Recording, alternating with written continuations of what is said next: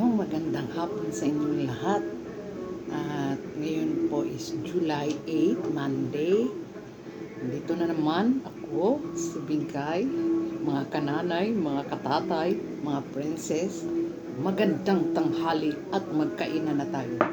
Meron lang akong i-share. Ito kasi ang gusto ng tatay ko. Atsal ba? Atsal. Pero taas lang ni siya na apoy mugbo.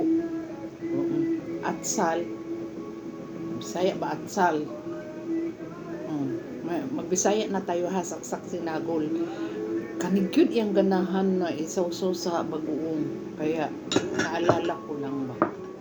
Pero ito, mga gulay, at saka meron akong talong at sitaw.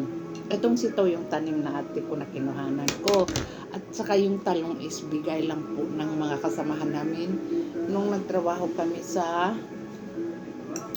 Flower Park.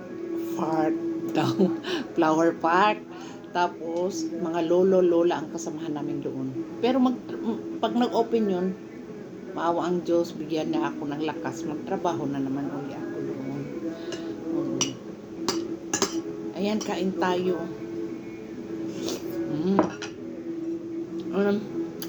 Kanila, yun ni siya kung imong sudan mais, nako. Sa sunod pala, bibili ako ng mais.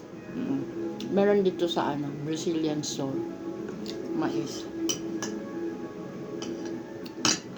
Naalala ko lang kasi yung bang ano yun sa Tagalog?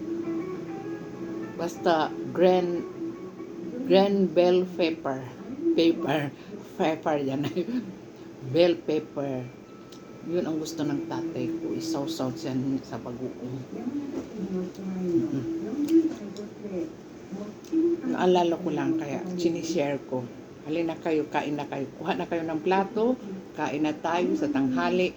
God bless us all. Salamat sa panonood. At sana magustuhan niyo. Thank you.